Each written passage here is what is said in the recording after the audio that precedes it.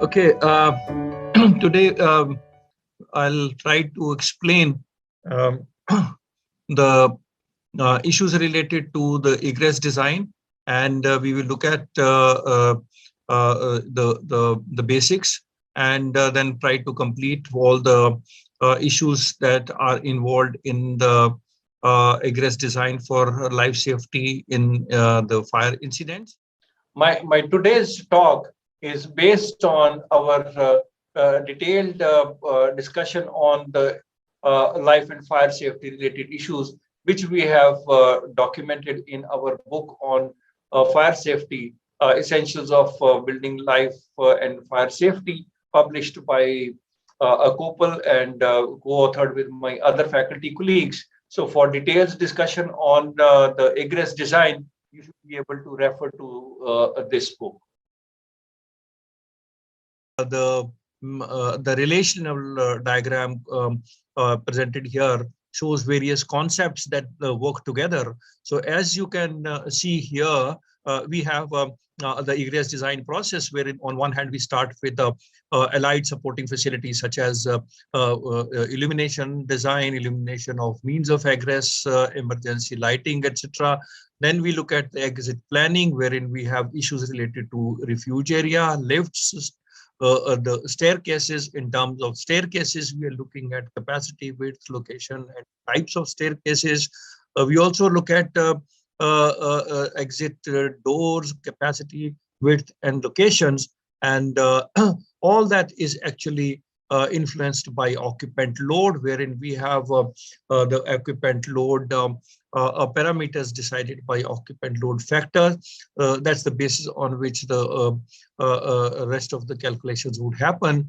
This is directly related to how much is the time available, that's the travel time, and travel time is the determinant of travel distance. The travel distance is related to kind of occupants we have, and based on the travel distance, if it's less or more, accordingly, the appropriate fire detection alarm systems, they need to be planned, internal zoning needs to be planned, the materials and finishes need to be looked at, and the structure system, wherein integrity of structure is also an important consideration. So if you look at the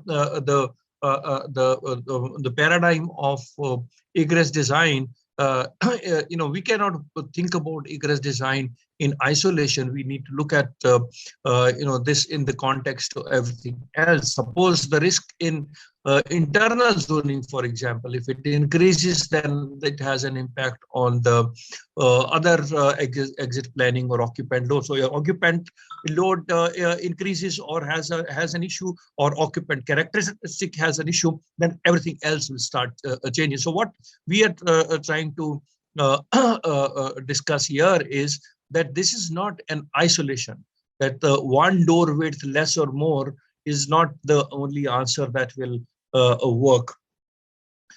We will begin with looking at the human issues. Some of you may be aware of human issues and how that determines the egress effectiveness. Uh, the foremost in the human behavior is that even if one is aware that there is an option of exit available, but that has never been used, and in case of an emergency, it is most likely to be ignored. So what we try to highlight is that if you have alternative possibilities of getting out of the building, all of them should be used simultaneously, regularly in the use of the building. You cannot put an escape or whatever exit staircase, etc., that you may call in the normal parlance, at a location which you are not using most of the time in the building. And when it's a situation of an emergency, you're not really very sure that you are familiar. You're not very sure whether it works. And what we have seen is that many times people try to dump furniture, and it may not be really a safe passage to go. We also, as far as the human issues are concerned, a failure to meet their functional expectation is a main consideration that we need to ensure that when the need arises, it must really work. We also notice that in case of an emergency situation, people tend to queue and follow a herding behavior, even if there is an alternative way. So when one person starts moving in one direction, everybody possibly will start working. So if there is a misleading, or somebody has gone into a panic situation, or has decided to think differently for whatever mental state one may, that is good enough to trigger the herding behavior. And then we also have a competing behavior of occupant as a result of physical parameters of egress. So everybody will try to compete with one another in case of a situation like that. But this is also contested in some situations, where in case of an extreme despair, people tend to also follow a very strong discipline. So the truth probably lies somewhere in between, but nevertheless, this is an important issue. So what works where and what doesn't work, to really put them in kind of clear regiments, is possibly a complex job. Nevertheless, we need to take cognizance of these issues. Occupant characteristics from human perspective is very important. The first is, more the number of people, more the issues will arise. So number of occupants will also start dictating the characteristics. If there are more number of people, they'll behave differently, as I just mentioned about the herding behavior. Then how the occupants are distributed within the building, that will also determine. If the person is lonely sitting in one corner, his behavior would be different. Again, each person will behave in a different way. So to generalize this kind of a behavior is not a very correct way. Then we also have occupant characteristic in terms of alertness.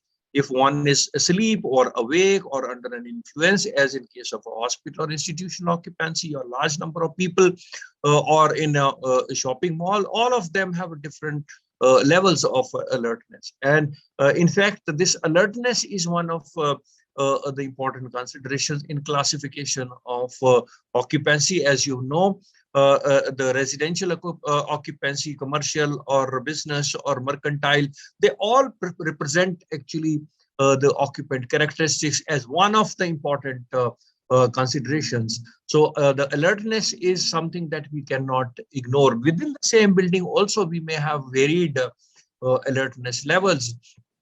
Then there are certain situations wherein there are imposed conditions that need to be taken into account. For example, institutional buildings, wherein the occupants have to be moved from one place to the other under some controlled supervision or controlled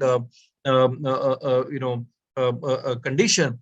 Then the physical capability, sensorial or mental state of individual, as in case of a hospital, or even in a residential accommodation where elderly may behave differently or youngsters may behave differently.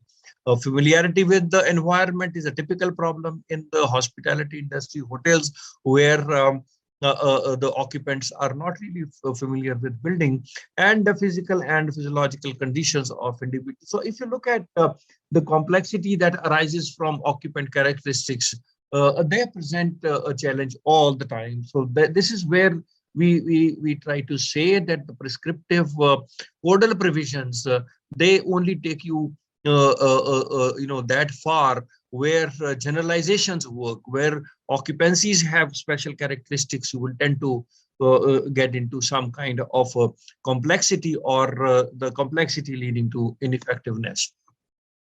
Now, this human behavior is a fundamental to looking at the issue of staged egress, whether the staged egress is possible, or whether simultaneous egress will happen. Now, the issue with the stage egress and simultaneous egress is that they affect the the space allocation within the building. And in the prescriptive codes, most of the time they expect a stage evacuation, and but that may not be obeyed at all times, because if the alarm has gone into the entire building, everybody will start moving out. So you have to be very careful where it works and where it does not work. The stage evacuation is governed by the decision to reduce the number of staircases. Real estate, remember, in case of stage evacuation, you are going to hold people within the building, and if there are you're moving simultaneously, so everybody is going to come into the staircases.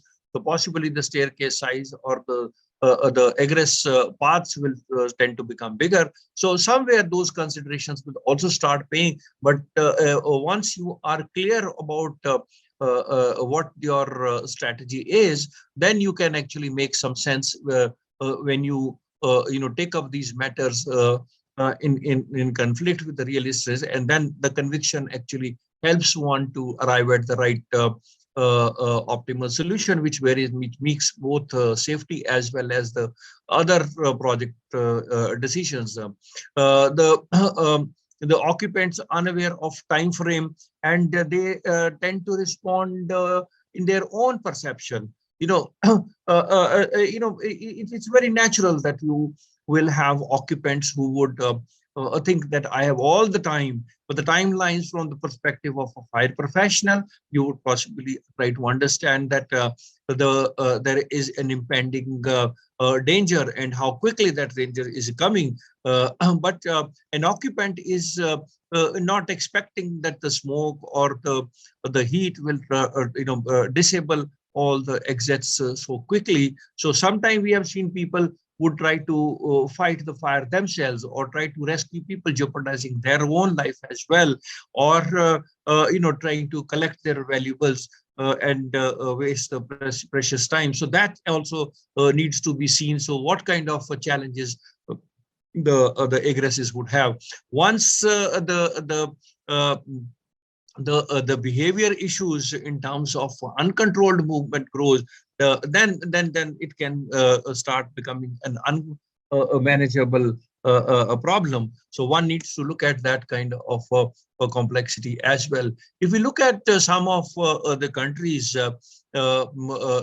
we see that there is no consistency in terms of egress strategy. Every country tries to look at things in their own way. For example, in Australia, as we find up to more than 25 meters with a pressurized minimum 2 staircases, there is no refuge area, and you go for staged egress and above less than 25 meters, you go all out. It does make a sense, because as you go taller, you cannot make these staircases large, and then a lot of real estate value would be lost. In case of Hong Kong, Sweden, one is looking at all out. Again, there are qualifiers. 70-meter floors above will have minimum 2 exits, high rated structures. Hong Kong clearly says that all out with refuge at 20 to 25 floors. New Zealand has its own mix of staged versus all out, up to beyond 25 meters, 2 exits with the staged egress, and beyond 35 meters pressurization is mandatory. However, all out is necessary in commercial buildings. Singapore has again the difference, as we can see here. Japan possibly gives options under, and essentially because there may be possibility of performance-based codes being more commonly available. US has the staged. Denmark has both options. In case of stage, it depends on how the authority has having jurisdiction accepts it. So what we find here is that options do exist in both categories, but we need to understand which works where and which the city authority would like you to follow. And when they accept one particular option as against the other, they look at their own capability of supporting an incident of fire. So we cannot say that this works here and that works there. I have tried to understand from National Building Code and the conditions that exist here as a result of that for egress. we don't really have a very clear-cut laid out egress strategy.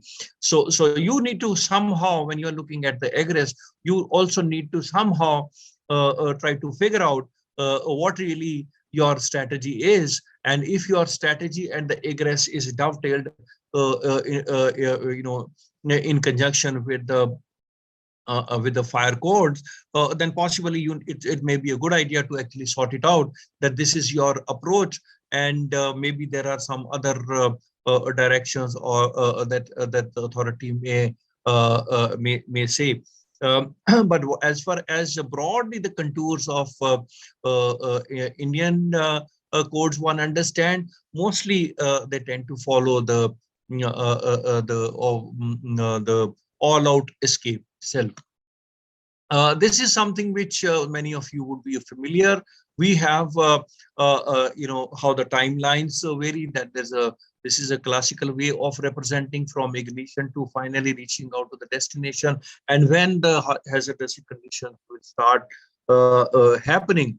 And here we see that after ignition there is a lag in detection. So there are technology options where these detection systems will try to bring as closer to the early ignition, and again it depends on whether or not that technology is viable, or it will work in that particular geometry and the space volume, etc. So first challenge will start the relationship of ignition and detection in that particular context, and somewhere we will have before people start reacting, there is again a lag. You may say that there is a false alarm, or I may not need to take a cog, maybe some repeated alarms will happen between detection and the people to react. Again, there is going to be a lag, and then there is again a lag when people will start moving. So really, if we see between ignition and people to start moving, there is a large amount of time that is expended. Then once people start moving, they reach a place of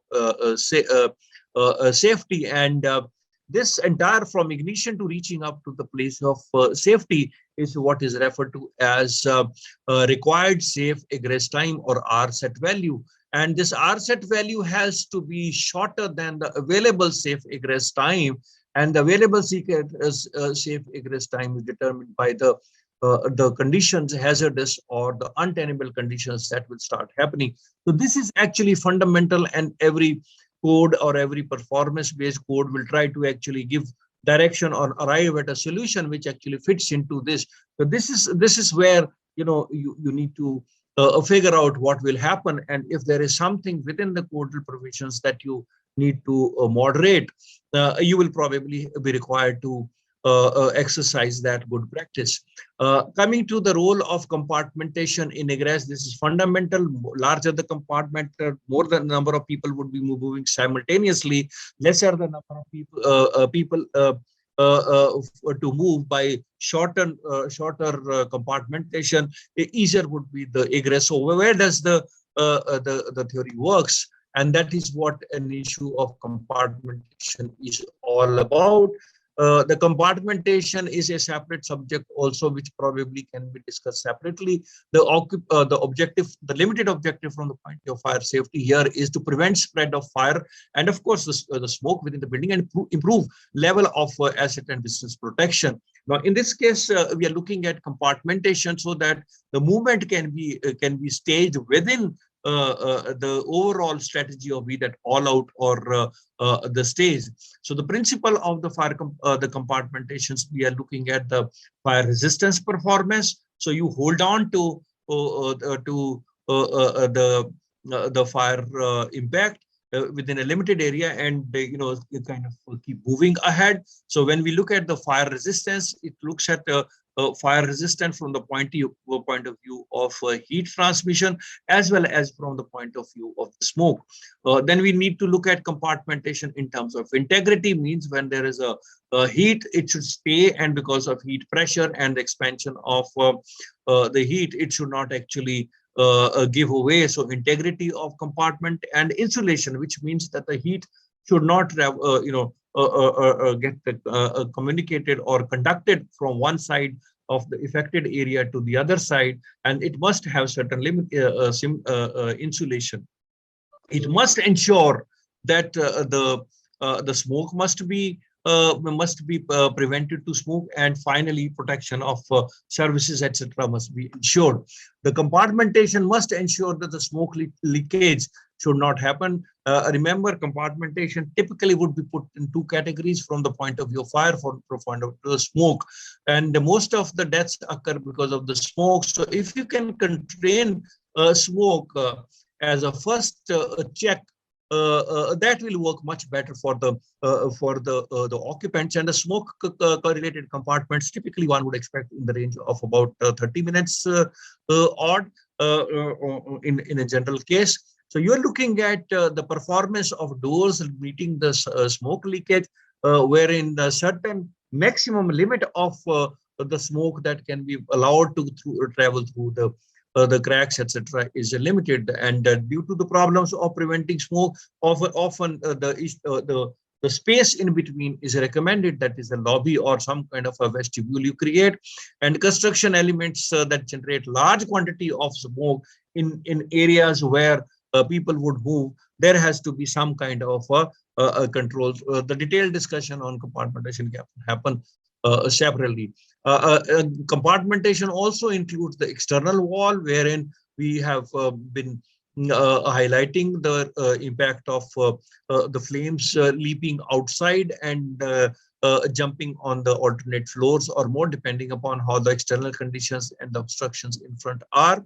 The external wall compartmentation at the junctions of the envelope, controlling fire from windows and re-entering through the windows from upper floor. So one is looking at how the fire is not allowed to go out, and if it goes out, then it should not re-enter. So there is a bit of a complexity. Typically, we would go for fire-rated glazing, but they are very, very expensive. And however, some deflectors or projections or chhajas, they may actually work much better. And if at all they work, you need to see whether the envelope permits. So compartmentation externally will also interfere with your the vocabulary that you will use in the building envelope. Coming to the egress design process, here these are the three main issues that or the elements that we look at: exit access, that is from room to the the traversing all the way to the staircase or a space which is safe, fire resistant properties it would have.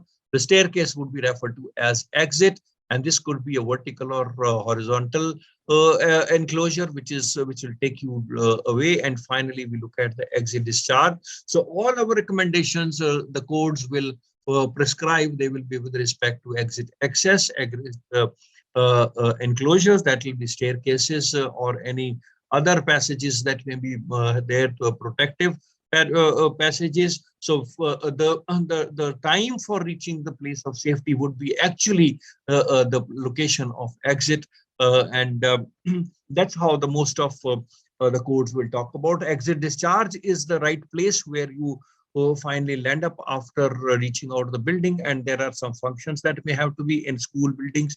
You need to find out where the rest of the children are. So you need to do a head count, or there may be some kind of first aid or other support that may be necessary. So exit discharge also has to happen in a particular way so that they can attend to them. The next important issue in the process is looking at the occupant load that determines total number of people, and most of the codes, be that National Building Code or other codes, they will prescribe occupant load. Typically, these are the basis.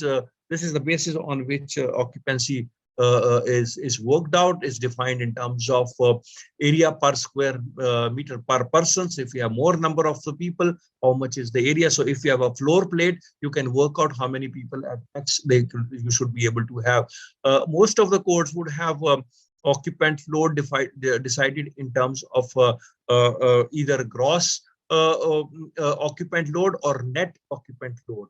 Net occupant load is where the occupant loads on a particular floor can be calculated. Gross occupant load is where for the entire building in that particular occupancy what is the per square meter for an individual, and what is the total population that is determined. So gross occupant load works in a particular way, uh, and the net occupant load works for determine the staircase and the door width and the corridor width, etc. So when you look at occupant load values in the code, you need to see read the notes below, whether it's gross or the net, then accordingly take a use that to determine how many people in that building would be there.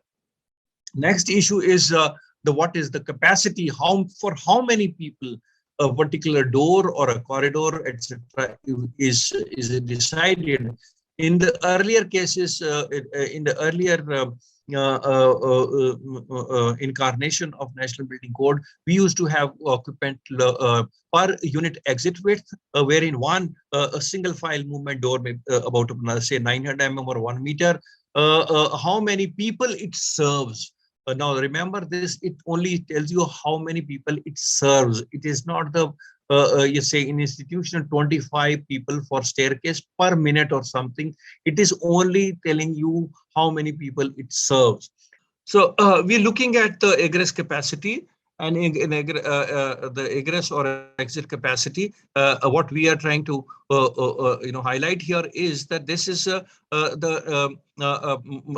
this is the capacity of the staircase or the ramps or doors that it is related to how many people that it serves. It is not in terms of 25 or 50 people per minute.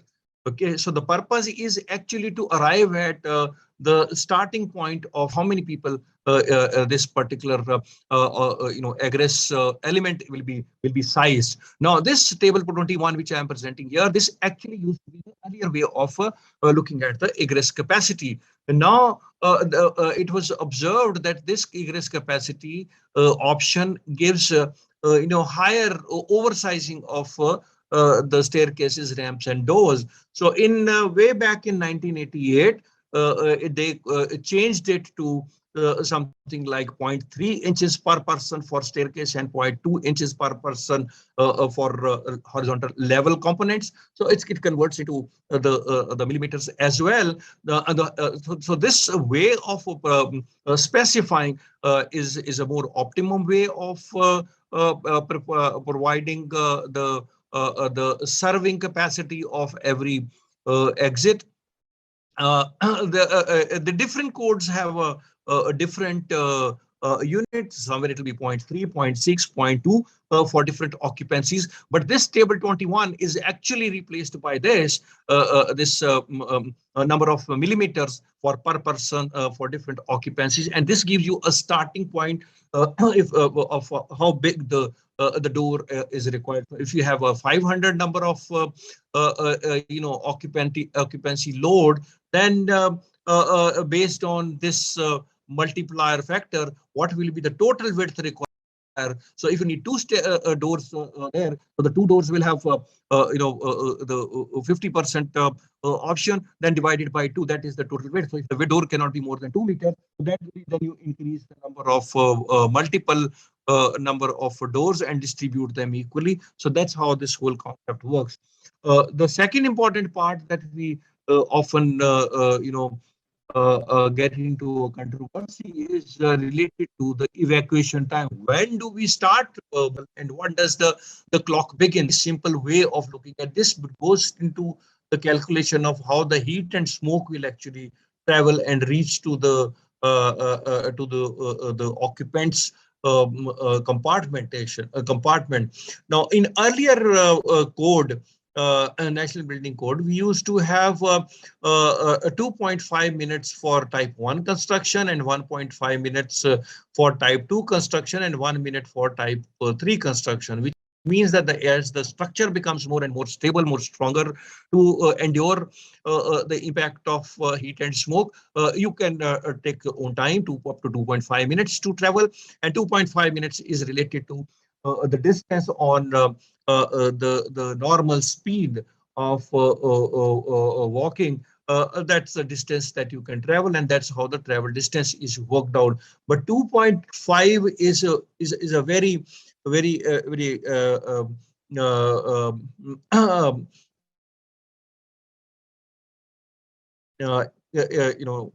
sort of controversial it can be, and you need to look at many other issues that get connected with the egress time, because 2.5 for hospitals, maybe 2.5 for some another occupancy will be there. But in any case, evacuation starting from 2.5 does not really qualify when would your clock will start ticking, and that's why this 2.5 or any travel time in specifics is not so simple to explain.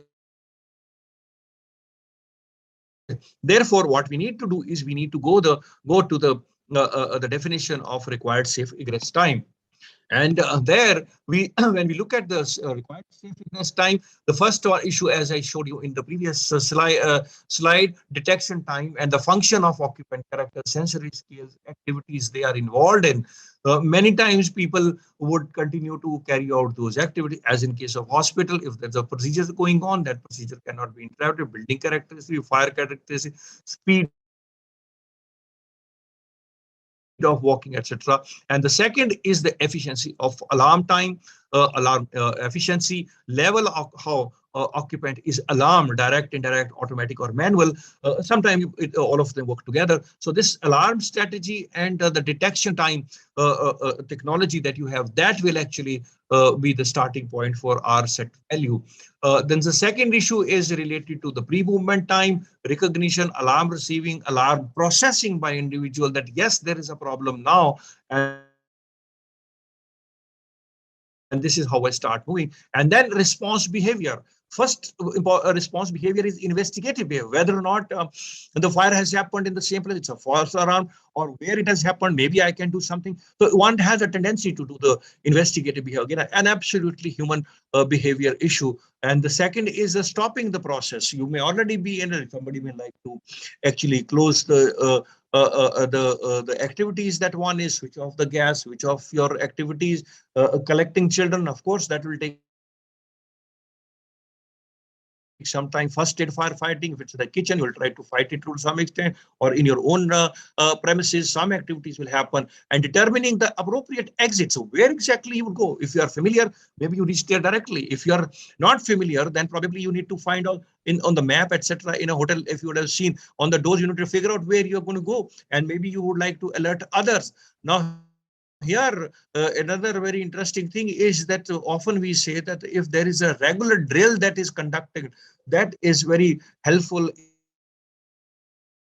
in appropriate response. But the trouble is that if the drill is conducted more frequently, then people also have an interest and have a behavior of taking things lightly. Yes, I am familiar with it, I'll go, I'll take more time, I know where one needs to go, doesn't matter, I know where to reach. So probably you will tend to be over optimistic about your own self after such drills, and that may not be appropriate, because you still don't know how fire on that day has been happening. The drill was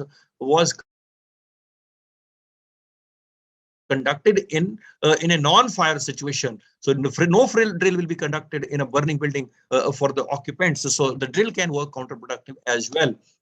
The pre-movement time, therefore, varies with the building pyramid, occupant type, layout, contents, warning system, safety measures, lighting, and the occupant status, the sleeping, active, or whatever health reasons.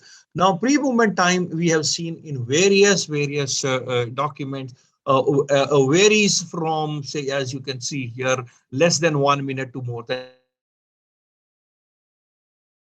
8 minutes. In offices, commercial buildings, industrial buildings, this can be less than 1 minute or 4 minutes, wherein W1, that less than 1 minute, is for the live directives using voice communication, etc. W2 is a non-directive voice message. W3 is warning system using fire alarm system and staff with no relevant training. So most of the time, if you see in our societies, offices, etc., we would probably fall in this category of 4. So in an office building, we can expect very easily that you would be falling. Our situation, we will be falling in the category of 4 minutes of a pre-movement time. Remember, between ignition and alarm, also there is a lag.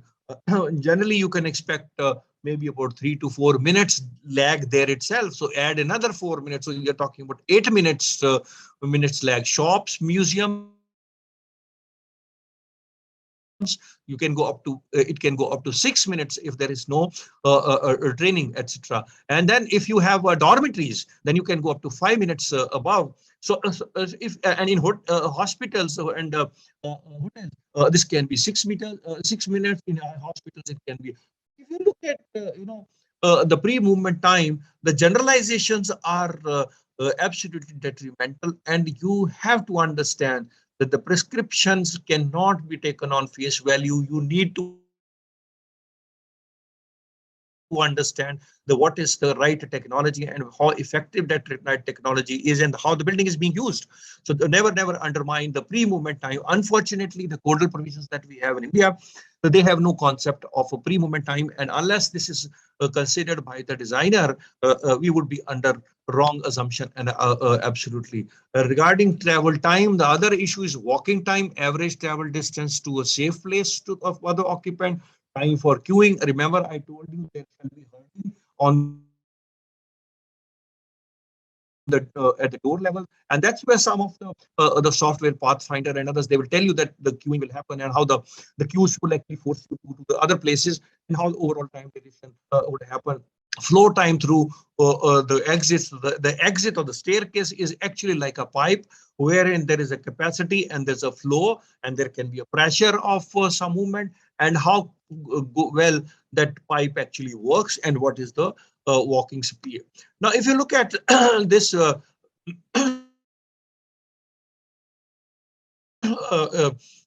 graphics from SFPE, Society of Fire Prevention Engineers, we see that on the horizontal axis we have density persons per square meter, or 1 square meter, how many people are present for movement, and on the vertical axis we look at the speed. So if we look at the red corridor, up to say about 0.5 or 0.6 persons per square meter, the speed is the maximum. So as the density starts increasing for 0.5 persons, or half a person, so one person occupying 2 square meters. So in 2 square meters, one person is occupying. The speed is maximum there, and then the moment it starts, the density, more number of people per square meter starts increasing. The density, the speed per second starts deteriorating. So if there are more number of people moving out simultaneously in the staircase or corridor, first corridor, staircase corridor, second staircase, etc., you will find that the speed will start reducing. So if you look at the time taken to move out, so somewhere the truth of the effectiveness of travel distance to take people out would be lying somewhere in between, and unfortunately none of the travel distance norms relate for a common person to the speed, and speed is a very generic kind of a thing. So if you look at the prescriptive codes, that only tells you half the story. When the more number of people add, you would have seen when you're coming out of a multiplex, the large number of people walk, lot many people put together, everybody is touching body to body and moving. The speed is too slow, and somewhere at around 3.5, or even at around 3 persons to a square meter, it's we refer to it as a packed density. So this is something very, very important as a designer when we analyze that the situation should not arise. What we are looking at as 1 meter per second or 1.2 meters per second. Remember that 1.2 meters per second is for the density, occupant density. If that fails, then the entire egress will happen. So ensure that what is that threshold of density per square meter you planned, and this you can derive from the building basically, and whether that is sustainable during the life of the building. Again, speed of movement for the horizontal elements. Again, it varies for all disabled from mean 1.1 meter to maybe a range of 1.7 meter per second. Again, if you look at the as we go from assistance in the last row, assisted ambulant, it can be from 0.21 to 1.4, or how it varies for different types of ability. So what I'm trying to highlight here is that you need to also take into account whether the right kind of occupant has been taken. So residential accommodation you're looking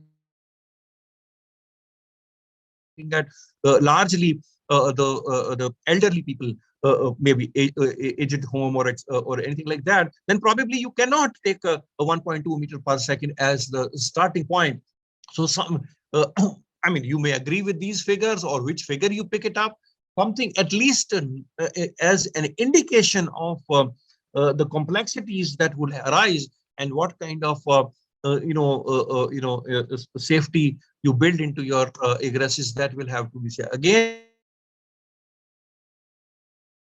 for vertical elements, again there are variations. Other literatures will also give you all these description. It's just an indicative from some literature, but you can understand that this is something which is paramount when we are looking at the speed. Then we also have this issue of the specific flow. Specific flow means the persons per uh, uh, um, meter per second that will actually move. How many people will actually get out of that building? So specific flow is defined in terms of speed, which is meters per second multiplied by density. So how many people will actually go out? Eventually, the purpose of the entire egress design is that how many people will get out. We are not interested in the speed alone. So if you look at this graphics here, take the red line again. So if the when the density increases, okay, when the density increases, more number of people will actually, the same staircase will actually allow people to evacuate, and the speed will also and the specific persons, number of persons, for example, somewhere in the middle, if you draw, so at about two persons per square meter, whatever is the speed, that's a separate issue. But if you optimize between speed and the number of people that get out, so at about two persons per square meter, the number of people who will actually get out will be maximum. But then the density will start being counterproductive.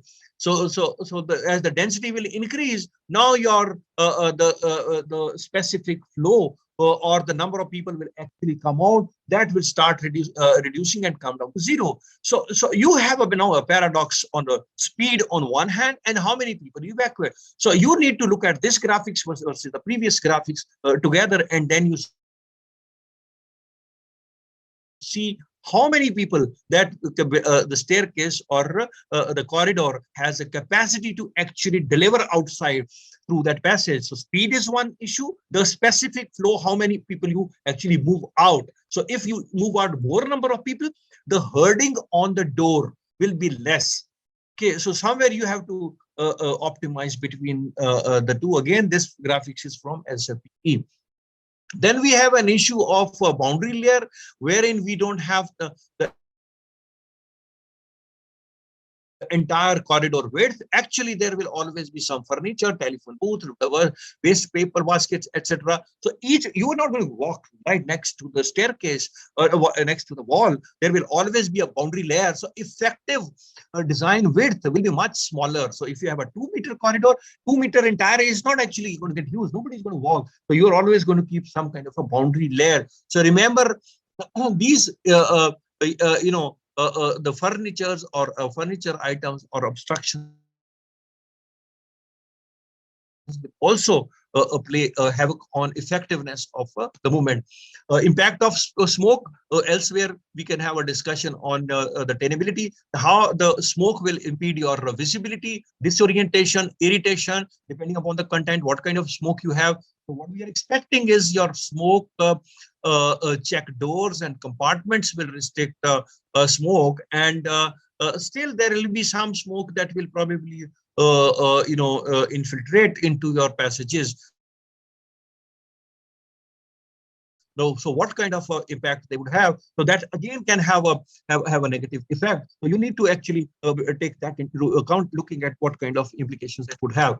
Again, in this slide, what we have tried to present, that travel distances in different occupancies, whether it's a business, institutional, residential, education, mercantile building, between NBC, NFPA, International Building Code, and British standards, there is no consistency. There is no one solution. Every recommendation for travel distance comes with other set of the prescriptions as well, or directions as well, or the strategies as well. So one code will have one direction and say that you can have for type 1 and 2 construction, and in NBC for business occupancy you can have 45 meters across. Probably, I mean, this goes for all 45 minutes, or 22 and a half for you know 30 meters for normal building, 45 meters for the sprinklered building. But NFPA will have a kind of a much longer travel distance, because NFPA gives you a lot of other restrictions as well. IBC expects much better implementation of other parameters, so it gives you a much longer time duration. British standard tends to be somewhere in between, more conservative.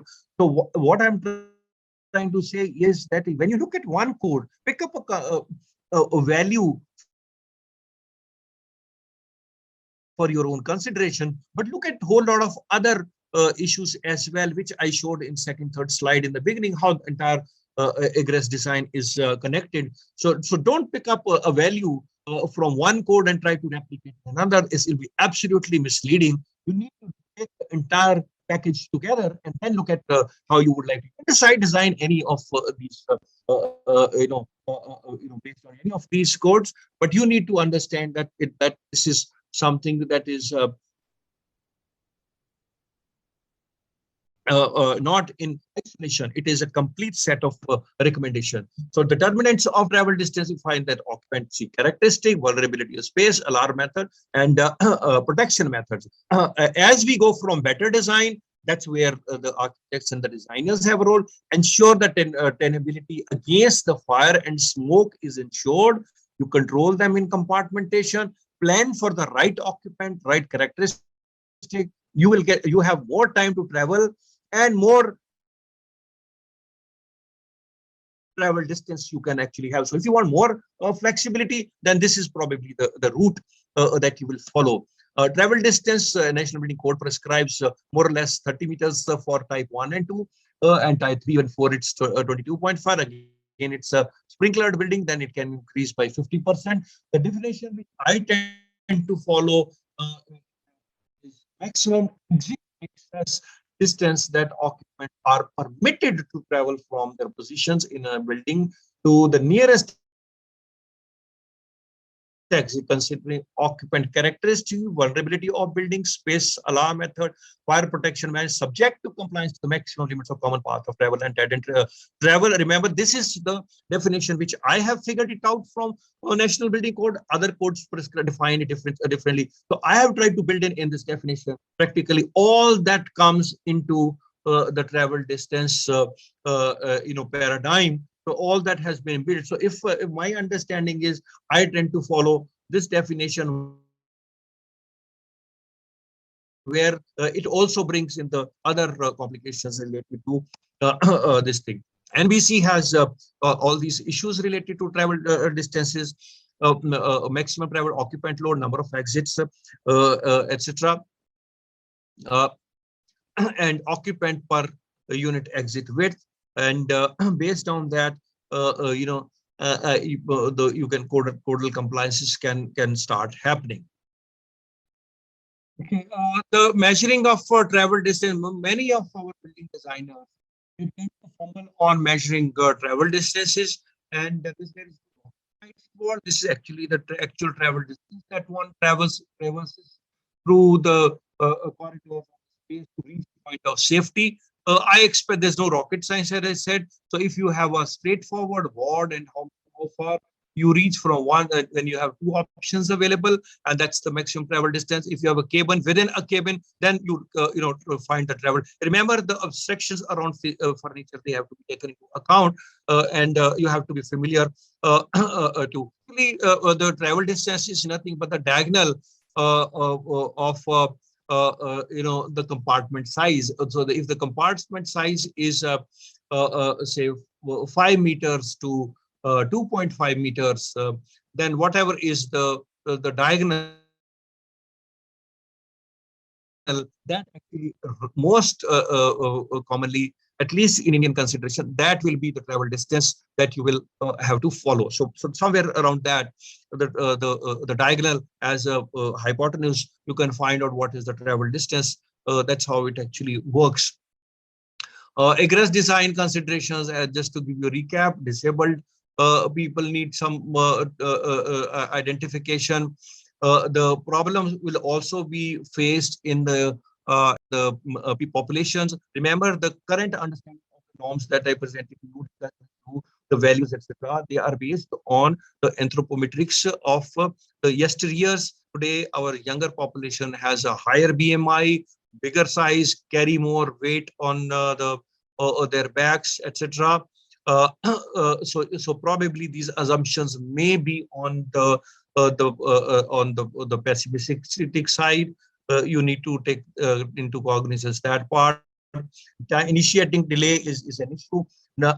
Congestion, movement behavior, exhaustion, and injury.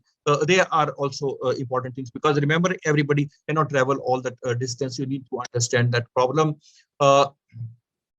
Our current understanding is about 9 millimeter per person for stairs, 7 millimeter for horizontal, and and overall not less than 1,000 millimeter for safe path, based on the works done on 1960s. This is what I am saying is our old followed. Whether today this is applicable, there is a big question about it. Clear width between the hand rates is necessary. So if there are the width of a staircase or a passage, or the ramp more than 1725, then probably there will be a problem, because the hand rolls will not be available in between. So that's probably beyond 2 files. That shall be some complicated. Multiple widths are required and must maintain 50% capacity happening all the time. If you need two staircases, the both of them must ensure that at least 50% of the load they are able to carry. Again, need to verify if there in the code there is a specific direction. Sometimes if they say that both staircases need to be available for 100% capacity. If there's a third staircase, then some tolerance can be given. So all third three may not be 100, so they can be reduced. Egress width. So different countries, India follows minimum width, door width of 1,000. US has 1,100, and now they are looking at increasing to 1,420. Japan has 1,200. Again, people tend to make smaller doors, smaller opening. That is a short-sighted view. World is moving towards the larger staircases. egress width. So somewhere we need to understand that we are already on the lower side, and make sure that the world has started moving. And in fact, Japan is very interesting, because Japan, the overall size of the occupants is much shorter, smaller as compared to the Americans. So if they are looking at 1200 as against 1100, possibly there are other considerations as well. And we find that very interesting. If the width of 1420 is provided, 30%, it gives you 38% more effectiveness than 1120 even though only 27% wider. So it's not like a straightaway a relationship with the increase in the smaller is door proportionately becomes more effective, but it can give you a more exponential advantage as well. BMI population, you need to understand disabled population, wider staircases, and there is an issue of common path of travel that we not try to discuss here specifically. That can be taken later on. If you look at this graphics here, this has been picked up from internet. Here we see that there are a large number of compartments. So they actually give you the refuge areas as well as the staged egress, and a lot of these 30-minute fire resistant doors, which are basically for the smoke. Again, in another graphics, we find here that the red ones are the high fire rated doors, the bluer ones are 20 meters. So if you see that while technically the entire plan is divided in two parts, but within the two parts also we have the smaller compartments. And as we move from one compartment, red compartment, to another one, you keep on getting more and more of the units of 20 minutes additional time, and that makes your egress more effective. And today's talk was based on the book on essentials of building fire and life and fire safety. Kindly refer to the detailed chapter on egress design for further information. I have tried to summarize as much as is possible within the limited time here, and that's all I wanted to discuss. Thank you. And if there are any questions, we can take a look at that.